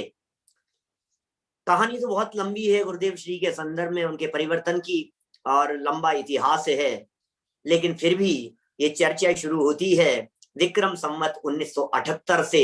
यदि सन की दृष्टि से बात करें तो सन 1922 में, जब दामोदर सेठ ने उन्हें समयसार ग्रंथ भेंट किया। ये पहला अवसर नहीं था, लगभग इसके 1 साल पहले बोटाद के अंदर भी उन्हें समयसार किसी ने दिया था, लेकिन उस समय पढ़ा नहीं था गुरुदेव श्री ने। अरे भाई, दामोदर सेठ के द्वारा ये समयसार ग्रंथ हाथ में आते ही मानो ये तो कोई निधि मिल गई, कोई चमत्कार हो गया, जीवन बदल गया। ये क्या चीज मिल गई है, रत्न फीके हैं, इसके आगे कुछ नहीं चाहिए, सारी निधियां मिल गई है। भरत क्षेत्र का कोई अद्भुत चमत्कारिक ग्रंथ है ये, अशरीरी होने का महाशास्त्र है, जिसकी तलाश वर्षों से, दीक्षा तो बहुत पहले हो गई थी स्थानकवासी संप्रदाय में, लेकिन जिसकी तलाश थी। 45 आगम ग्रंथों का उन्होंने अभ्यास किया था वहां, सर्व आगम ग्रंथों का उन्होंने अभ्यास कर लिया था, उपलब्ध आगम ग्रंथों का, लेकिन फिर भी शंकाएं होती रहती थी, चर्चाएं चलती रहती थी, प्रश्नोत्तर होते रहते थे, जिज्ञासाएं उठती रहती थी, समाधान नहीं मिलता था। और जब ये ग्रंथ हाथ में लग गया, मानो क्या निधियां हाथ आ गई हो। और फिर तो क्या था, सुबह प्रवचन होता था, प्रवचन होने के बाद में आहारचर्या भोजन, और आहारचर्या भोजन के बाद गांव से निकल जाते थे दूर जंगलों में, किसी गहरे गड्ढे में बैठकर, एकांत में बैठ करके गहनता से और समय सार के अनमोल मोतियों का रसास्वादन किया करते थे। बस बैठ करके, और एक एक प्रश्न का जवाब, जिन प्रश्नों का जवाब उनको वर्षों से चाहिए था, उन प्रश्नों का जवाब मानो उनको वहां समय सार के अंदर मिल रहा हो। क्या मिल गया, क्या चीज प्राप्त हो गई? अरे ये शास्त्र समय सार नहीं मिला, इस समय सार के माध्यम से अंतर में समय सार स्वरूप आत्मा मिल गया, भगवान आत्मा मिल गया। समय सार में 415 गाथाएं नहीं मिली, मानो अंदर में चैतन्य के ये अनंत चतुष्टय स्वरूप रत्न मिल गए। दिव्य ध्वनि याद आने लगी, भूतकाल में सुनी हुई दिव्य ध्वनि याद आने लगी उन्हें। समय सार का घोलन, मनन, चिंतन, वही वही वही वही वही निरंतर यही चला करता था।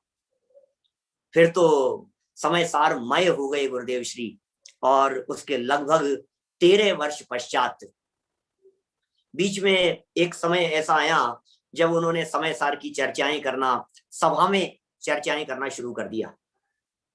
माने वो भी बड़ा एक रोचक प्रसंग है, कैसे उन्होंने उन सब बातों को शुरू किया, क्योंकि सभा में चलाना श्वेतांबर संप्रदाय में, फिर समय सार को सभा में चलाना शुरू कर दिया।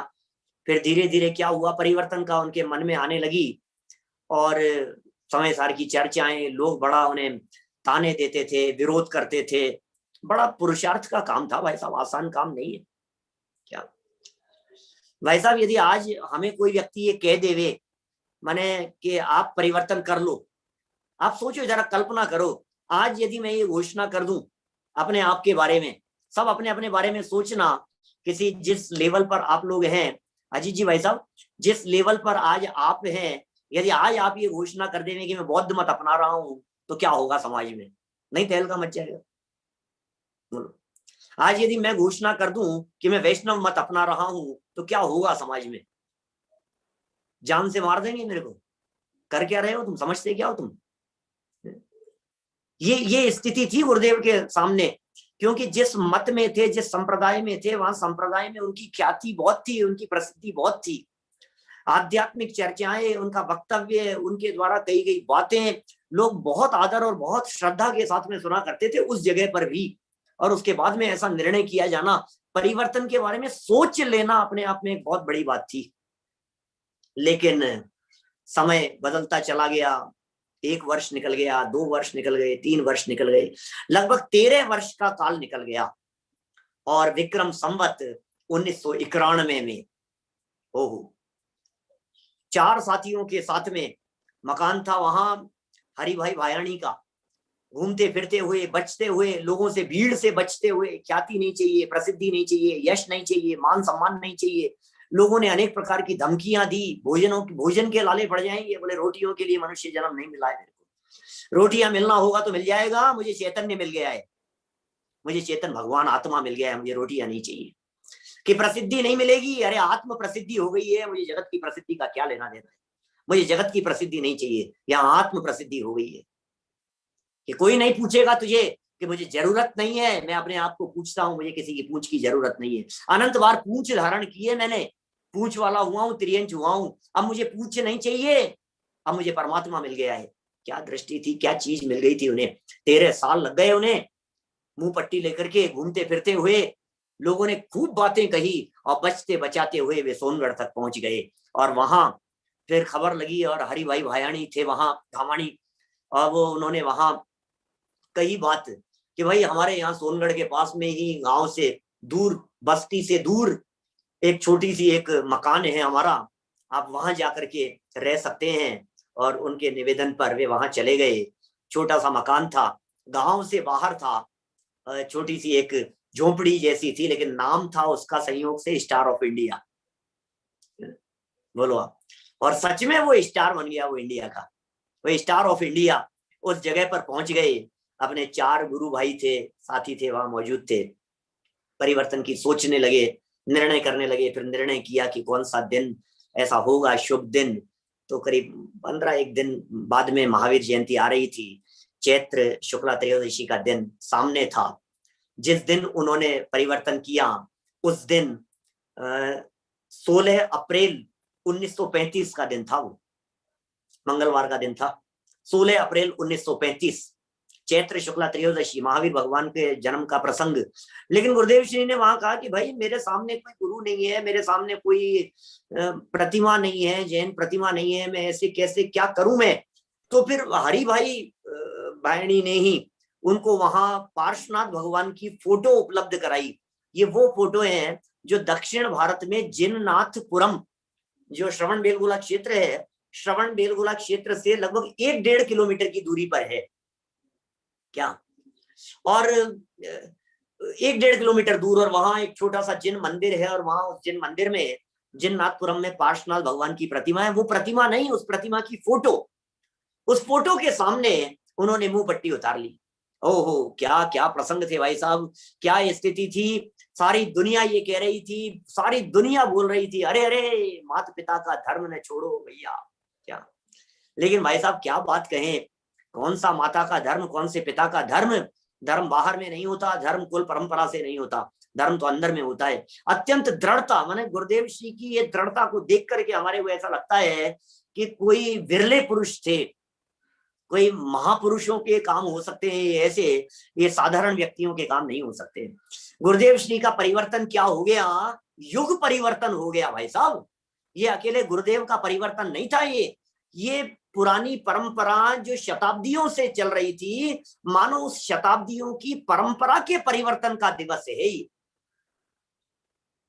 ये साधारण दिवस नहीं है ये। आज के दिन मानो मिथ्यात्व का परिवर्तन सम्यक्त्व में हो गया हो। आज के दिन का परिवर्तन माने आज तक की चली आ रही खोटी विपरीत मान्यताएं, गुरुदेव श्री ने उनके ऊपर कुठाराघात किया। 45 वर्षों तक समय सार और समय सार की गूंज पूरे देश और दुनिया भर में गूंजती रही। हम सब महाभाग्यशाली हैं। यदि समझ लीजिए वो दामोदर सेठ के माध्यम से उन्हें समय सार ना मिला होता, समय सार उनके हाथ में नहीं आया होता, समय सार के ऊपर उनके व्याख्यान नहीं हुए होते, यदि उनका परिवर्तन नहीं हुआ होता तो हम कहाँ होते। बहुत सारे लोग ये कहते हैं कि तुम भी चले गए, तुम भी मिल गए उनके साथ में। भैया हम उनमें जाकर के नहीं मिले, वे हमारे में आकर के मिले। उन्होंने दिगंबर धर्म अपनाया है, उन्होंने जैन धर्म अपनाया है, उन्होंने सच्चा मार्ग अपनाया है। गुरुदेव श्री ने अन्य परंपरा में जन्म लेकर के भी समय सार के मर्म को समझ लिया, और तुम अपने आप को यदि दिगंबर कहते हो, समय सार के मर्म को नहीं समझ पा रहे हो। भैया गुरुदेव श्री की शरण में जाए बिना ये समय सार का मर्म समझना संभव नहीं है। हम आज गुरुदेव श्री के परम परिवर्तन के इस दिवस पर गुरुदेव श्री के चरणों में बारंबार वंदन करते हैं। आज भगवान महावीर स्वामी के जन्म कल्याणक दिवस पर शत बार भगवान महावीर स्वामी को वंदन करते हैं। जो कार्य भगवान महावीर स्वामी ने किया वही कार्य गुरुदेव श्री ने परिवर्तन करके इस युग में हमारे सामने रखा। यदि गुरुदेव श्री नहीं होते और उन्हें समय सार न मिला होता तो आज समय सार हमारे हाथों में नहीं होता। और आज ये बड़ी प्रसन्नता का प्रसंग है, ये प्रसन्नता का वर्ष है ये, कि जिस वर्ष में हम गुरुदेव श्री को कहान समय सार संप्राप्ति शताब्दी वर्ष मना रहे हैं। आज हम पूरे साल भर समय सार की चर्चाएं करने वाले हैं, समय सार की गूंज होगी, समय सार की गाथाएं होगी। जिस दिन गुरुदेव के हाथ में समय सार आया, उन्होंने एक दिन भी समय सार को अपने हाथ से छोड़ा नहीं, एक दिन भी समय सार के ऊपर व्याख्यान बंद नहीं किए उन्होंने। 45 वर्षों तक तो रोजाना प्रातः काल की सभा में समय सार समय सार समय सार। गुरुदेव का जीवन समय सार था। मैं ऐसा कहूं कि समय सार और गुरुदेव एक दूसरे के पर्यायवाची बन गए तो कोई अतिशयोक्ति नहीं होगी। बातें तो बहुत है कहने के लिए, लेकिन घड़ी भी बाधित करती है। हम सब ऐसे आयोजनों के माध्यम से ऐसे महापुरुषों को जानते रहें, उनके जीवन का परिचय लेते रहें, उनके द्वारा प्रतिपादित सिद्धांतों को अपने जीवन में उतारने का प्रयत्न करते रहें। इस भावना से मैं समस्त आयोजकों को, सर्वोदय अहिंसा और पूरी टीम को, जो केनिया की जो टीम है, मेरे को संस्था का नाम मैं भूल जाता हूँ, लेकिन जो कार्य हमारे संजय जी बड़ा मलेरा कर रहे हैं, जो कार्य कोमल जी कर रही हैं, मैं सबको साधुवाद देते हुए अपनी बात को यहीं विराम देता हूँ। बहुत बहुत धन्यवाद आदरणीय भाई साहब संजीव जी गोदा। आपने हम सबको बहुत विस्तृत जानकारी दी और अत्यंत उपकार है पूज्य गुरुदेव श्री का, और हम सबका परम सौभाग्य है कि हम उन सबके शिष्य हैं। मैं अपनी बातों को यहीं पूरा करती हूँ और धन्यवाद ज्ञापित करती हूँ कोमल जी को और संजय जी को, जिन्होंने मुझे ये मौका दिया ये संचालन करने का। आज की बात मेरी यहीं पर पूर्ण होती है और अब कोमल जी कुछ अनाउंसमेंट्स करेंगी। तो ओवर टू यू कोमल जी।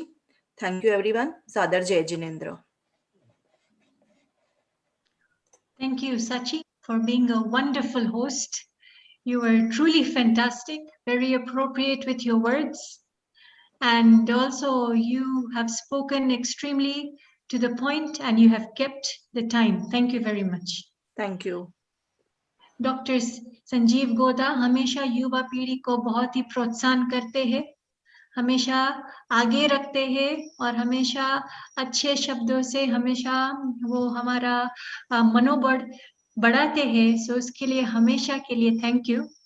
और संजय शास्त्री जी सर्वोदय अहिंसा चैनल के, जो कम शब्द बोलते हैं, स्क्रीन पे भी नहीं आते, लेकिन उनकी प्रेरणा से ही ये सब होता है। कभी भी ना नहीं बोलते, हमेशा हमेशा हिंदी में क्या कहते हैं, हमेशा स्माइलिंग फेस से हमेशा प्रोत्साहन करते रहते हैं।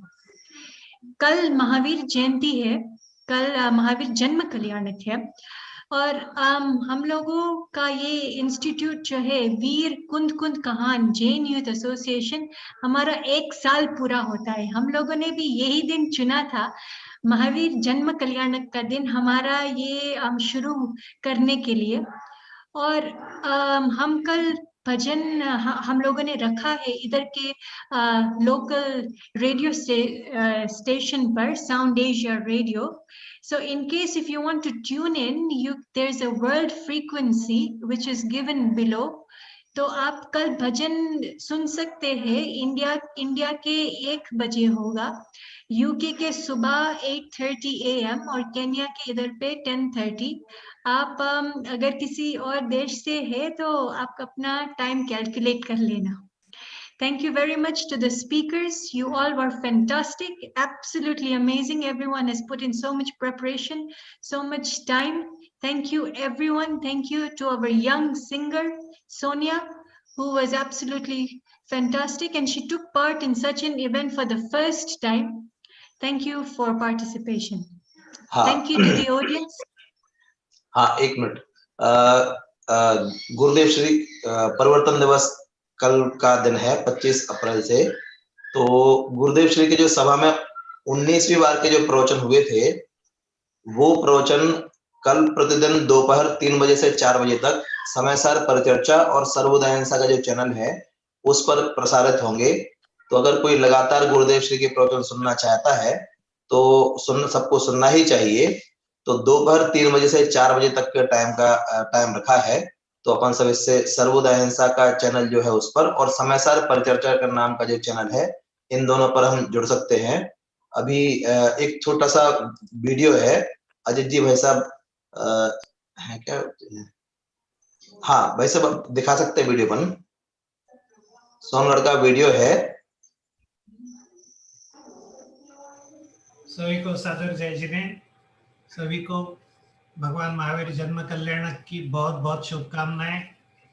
इस दिन के साथ पूज्य गुरुदेव श्री का परिवर्तन दिवस जो संयोग है, उस पर आप सभी लोगों को यहाँ पर देखकर मुझे एक सहज ऐसी भावना हुई। कुछ दिन पूर्व मैंने एक वीडियो संकलन किया था, छोटा 6-7 मिनट का ही वीडियो है। कार्यक्रम के अंत में इसीलिए रखा है कि जिनको मतलब इंटरेस्ट है वो रुक सकते हैं, क्योंकि आप सब लोग कोई यूएस से है, कोई केनिया से है, कोई कनाडा से है, कोई लंदन से है।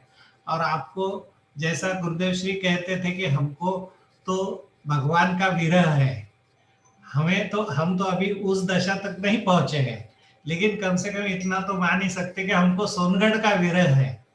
तो सोनगढ़ का विरह आपका भुलाने के लिए एक बहुत ही सुंदर वीडियो है। मैं शेयर स्क्रीन के माध्यम से आप सब लोगों को दिखाना चाहता हूं।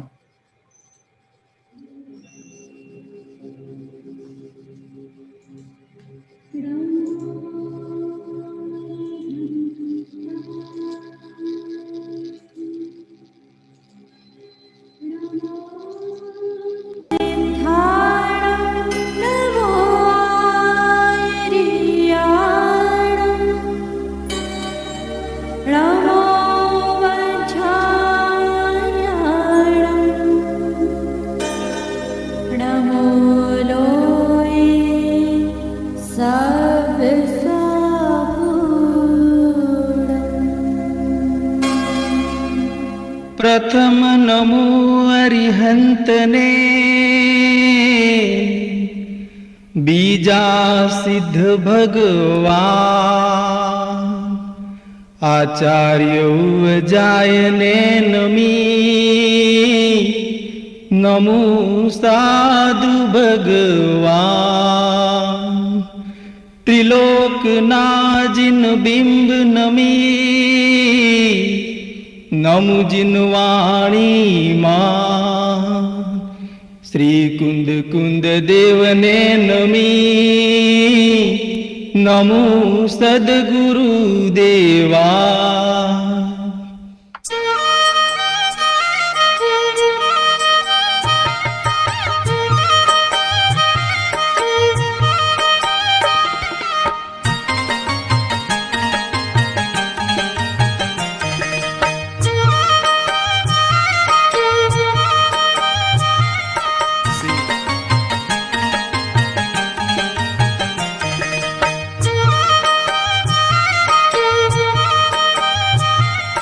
सीमंधर मुख थे फुलड़ा खरे एनी कुंद कुंद गूंथे माल रे जिन जिनी वाणी भली रे सीमंधर मुख थे फुलड़ा खरे एनी कुंद कुंद गूंथे माल रे जिन जिनी वाणी भली रे वाणी भली मन लागे रड़े वाणी भली मन लागे रड़ी जमा सार समय सिर ताज रे जिन जिनी वाणी भली रे सीमंधर मुख थी फुलड़ा करे एनी कुंद कुंद गूंथे माल रे जिन जिनी वाणी भली रे।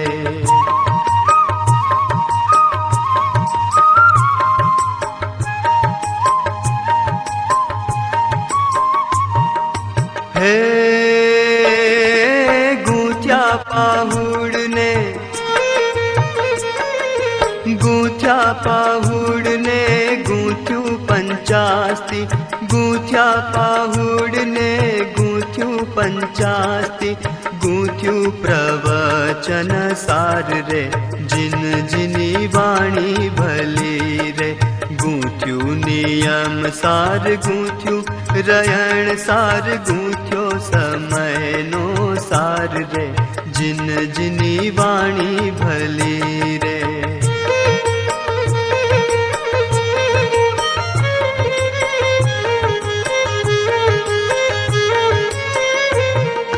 हे स्याद्वाद केरी स्याद्वाद केरी सुवासे भरेलो स्याद्वाद केरी सुवासे भरेलो जिन जिनो ओमकार नाद रे जिन जिनी वाणी भली रे।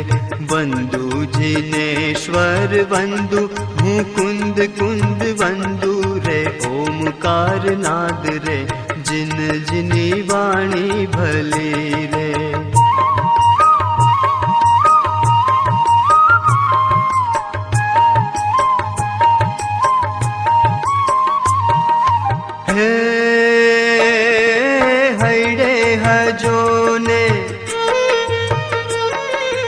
हैड़े हजो ने मारा भावे हजो हैड़े हजो ने मारा भावे हजो मारा ध्याने हजो जिन वाण रे जिन जिनी वाणी भली रे। जिनेश्वर देवनी वाणी नावाय रावाजो मने दिन रात रे जिन जिनी वाणी भली रे।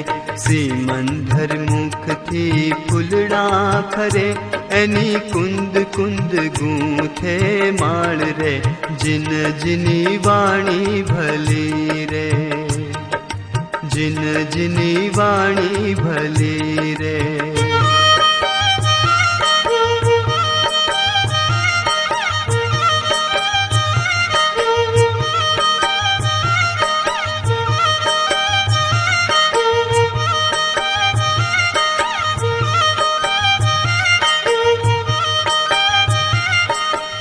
रंगाई जाने रंग माँ तू रंगाई जाने रंग माँ महावीर प्रभु तड़ा सत्संग माँ 24 जिनेश्वर न रंग माँ तू रंगाई जाने रंग माँ तू रंगाई जाने रंग माँ।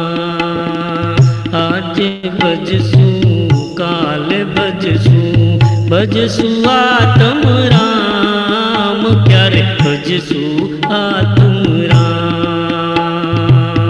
आज भजसु काल भजसु आत्म राम प्यारे भजसु आत्म राम। श्वास फूट से नाड़ी टूट से श्वास फूट से नाड़ी टूट से प्राण नहीं रे तारा यंग माँ तू रंगाई जाने रंग माँ तू रंगाई जाने रंग माँ। महावीर प्रभु तड़ा सत्संग माँ 24 जिनेश्वर न रंग माँ तू रंगाई जाने रंग माँ तू रंगाई जाने रंग माँ। जीव जान तो जाजू जीव सु मारू छे आत्माम पहला उम्र करी लो जीव जान तो जाजू जीव सु मारू छे आत्मा करी लो नाम।